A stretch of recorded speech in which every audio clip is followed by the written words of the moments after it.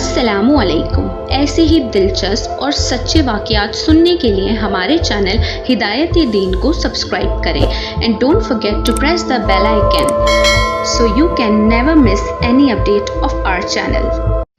مشکل تھے جو راستے آسان ہو گئے، دشمن یہ دیکھ کر حیران ہو گئے، رکھا جب میرے نبی نے دنیا میں قدم، پتھر بھی کلمہ پڑھ کر مسلمان ہو گئے۔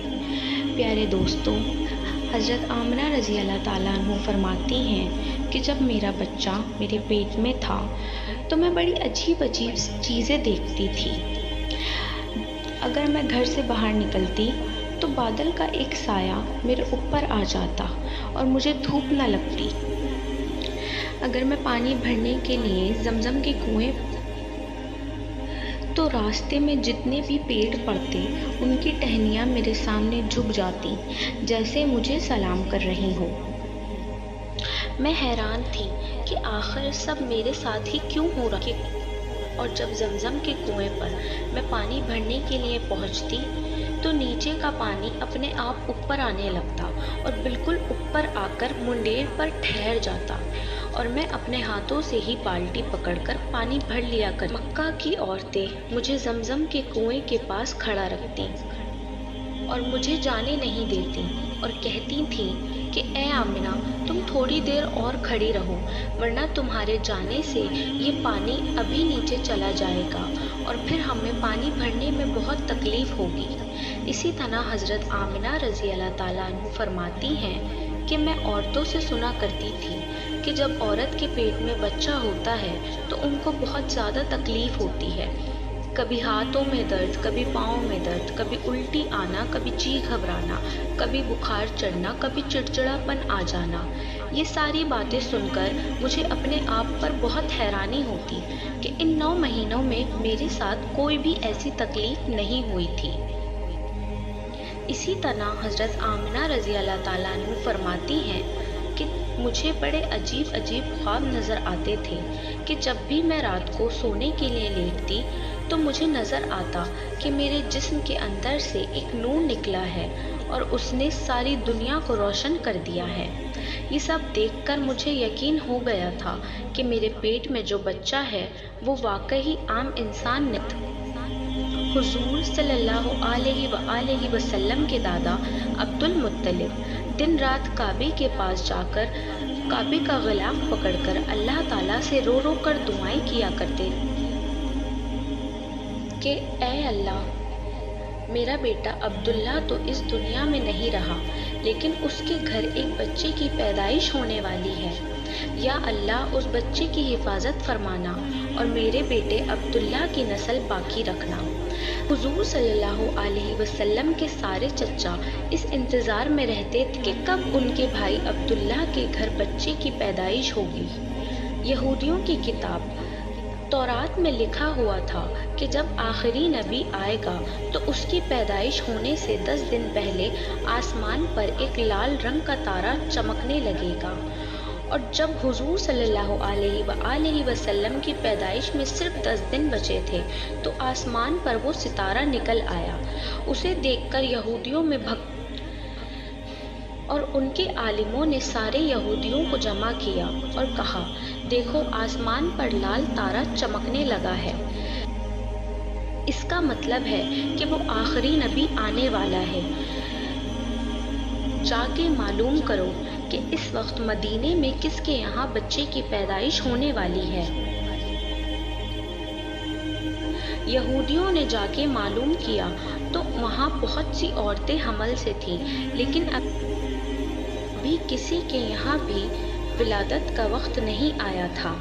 ان کے عالموں نے کہا کہ اب مکہ میں جا کے دیکھو، تو سارے یہودی مکہ آ پہنچے اور آ کے معلوم کہ وہاں کس کے گھر بچے کی پیدائش ہونے والی ہے۔ ان لوگوں نے کہا، یہاں 5 عورتیں ایسی ہیں جن کے گھر بچے کی پیدائش ہونے والی ہے۔ تو یہودیوں نے کہا، نہیں، ایسے بچے کی پیدائش کا گھر بتاؤ جس کے باپ کی وفات ہو چکی ہو۔ لوگوں نے کہا کہ عبد المطلب کے یہاں پوتا یا پوتی ہونے والی ہے۔ اس بچے کے باپ کی ابھی کچھ مہینے پہلے ہی وفات ہو گئی تھی۔ یہ سن کر یہودیوں کی ہائے نکل گئی اور وہ سب روتے چلاتے اپنے عالموں کے پاس پہنچے اور کہا، ہائے افسوس، آج نبوت یہودیوں سے نکل کر مکہ والوں کے پاس پہنچ چکی ہے۔ کچھ وقت بیتا اور آخر کار وہ دن آ گیا جس کا سب کو انتظار تھا۔ آج اس بچے کی پیدائش ہوئی جس کے لیے یہ دنیا بنی تھی۔ اگر وہ نہ ہوتے تو یہ کچھ بھی نہیں ہوتا۔ آج اس بچے کی پیدائش ہوئی جس کے لیے چاند 2 ٹکڑے کر دیا گیا تھا۔ آج اس بچے کی پیدائش ہوئی جسے ہمارے رب نے ہر نبی کا سردار بنایا تھا۔ آج اس بچے کی پیدائش ہوئی جس کے لیے دونوں جہاں بنے تھے۔ آج اس بچے کی پیدائش ہوئی جس کے لیے حضرت جبرائیل علیہ السلام اس دنیا پر 26,000 بار تشریف لے کے آئے۔ حضرت آمنہ رضی اللہ تعالیٰ عنہ فرماتی ہیں کہ جس دن میرے گھر بچے کی پیدائش ہوئی تو اس وقت غریبی کا یہ عالم تھا کہ چراغ میں تیل جلانے کے لیے بھی پیسے نہیں تھے۔ اس غریبی میں ہمارے آقا صلی اللہ علیہ وآلہ وسلم اس دنیا میں تشریف لائے۔ اس رات عبد المطلب اور ان کے سارے لڑکے گھر کے باہر بیٹھے رہے کہ اگر میرے بھائی عبداللہ کی بیوی کے ساتھ کوئی بھی حادثہ ہو تو ہم فوراً اس کے لیے علاج کا انتظام کریں۔ پوری رات کوئی بھی نہیں سویا۔ رات ڈھلتی جا رہی تھی، چاند بھی خاموش ڈوب رہا تھا۔ ہر طرف اندھیرا ہی اندھیرا تھا، گھر کے اندر بھی اندھیرا تھا اور گھر کے باہر بھی اندھیرا تھا۔ سحری کا وقت ہو چکا تھا کہ اچانک حضرت آمنہ کے پیٹ میں ہلکا سا درد اٹھا اور وہ سمجھ گئی کہ اب بچے کی پیدائش ہونے والی ہے۔ انہوں نے دائی شفا کو آواز دے کر کہا کہ مجھے درد ہو رہا ہے۔ صبح ہونے سے کچھ دیر پہلے ہمارے آقا صلی اللہ علیہ وآلہ وسلم اس دنیا میں تشریف لائے۔ حضور صلی اللہ علیہ وسلم کی پیدائش پر 3 باتیں بڑی عجیب ہوئیں جنہیں دیکھ کر دائی شفا بھی حیران رہ گئی۔ پہلی چیز، جب بچہ پیدا ہوتا ہے تو اس کی ناف ماں کی آنت سے جڑی ہوئی ہوتی ہے، لیکن ہمارے حضور صلی اللہ علیہ وسلم کی ناف بالکل الگ تھی۔ 2، جب بچہ پیدا ہوتا ہے تو بہت گندگی نکلتی ہے، لیکن جب ہمارے آپ پیدا ہوئے تو غلاظت کا ایک قطرہ بھی نہیں نکلا۔ 3، جب لڑکا پیدا ہوتا ہے تو اس کا ختنہ نہیں ہوا ہوتا، لیکن جب ہمارے آقا صلی اللہ علیہ وسلم پیدا ہوئے تو ماں کے پیٹ کے اندر سے ہی ختنہ ہوا تھا، دنیا میں آپ کا ختنہ نہیں کرایا گیا۔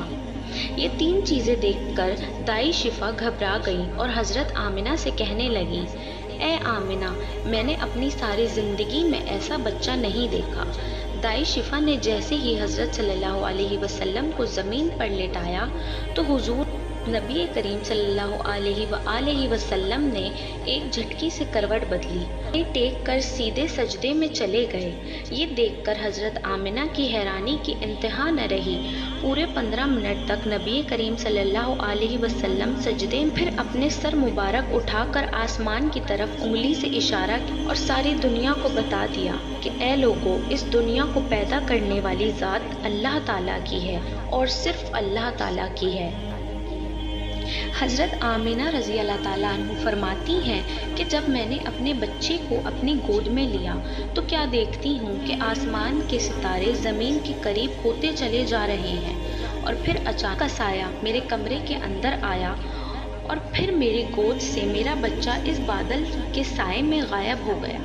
اس بادل کے اندر سے آواز آنے لگی، اے جبرائیل، اس بچے کو ساری دنیا کا چکر لگواؤ، سارے نبیوں کی خوبیاں دو، اسے یوسف کی خوبصورتی دو، اس بچے کو ایوب کا صبر دو، اس بچے کو ابراہیم کی دوستی دو، اس بچے کو داؤد کی میٹھی زبان دو۔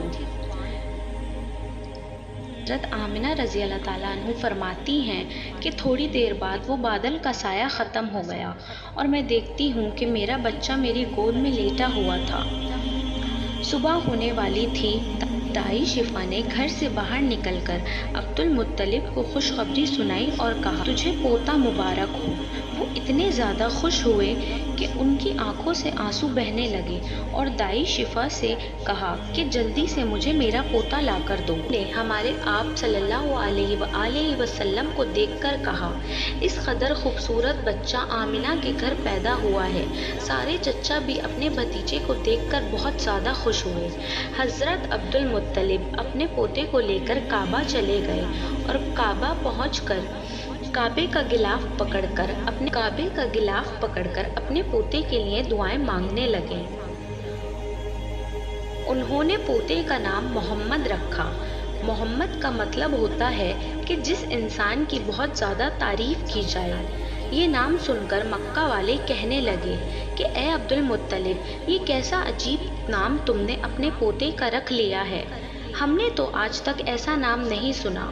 تو حضرت عبد المطلب نے جواب دیا کہ اے مکہ والو، تمہیں کیا پتا کہ ایک دن میرے اس بچے کی ایسی شان ہوگی کہ لوگ اس کے پیچھے چلیں گے۔ سبحان اللہ، ایسے تھے ہمارے پیارے نبی جن کے گھر میں اتنی غریبی تھی کہ ان کی ماں یتیم بچے کے لیے ایک کھلونا تک نہیں خرید سکتی تھی، تو اللہ سبحانہ و تعالیٰ نے چاند کو حکم دے دیا کہ اے چاند، تم کھلونا بن کر رہنا، میرے محبوب کو کھلانا اور اسے رونے نہ دینا۔ حضور صلی اللہ علیہ وآلہ وسلم جس دن پیدائش ہوئی تو اس دن دنیا میں جتنے بھی بت تھے وہ سب زمین پر اوندے منہ گر پڑے۔ ایران کے ایک بادشاہ کے دربار میں ایک آگ 1000 سال سے جل رہی تھی۔ وہ آگ کی پوجا کیا کرتا تھا اور آپ کی پیدائش پر وہ آگ بھی ایک دم بجھ گئی، اور اس بادشاہ نے اپنے محل میں اپنی شکل کی 14 لائٹیں بنوا رکھی تھیں۔ حضور کی پیدائش پر وہ ساری لائٹیں دھڑام سے جا کے زمین پر گر گئی۔ ایک آمنہ کا لال، ایک فاطمہ کا لال، نانا بھی بے مثال تے نواسا بھی بے مثال۔ سبحان اللہ۔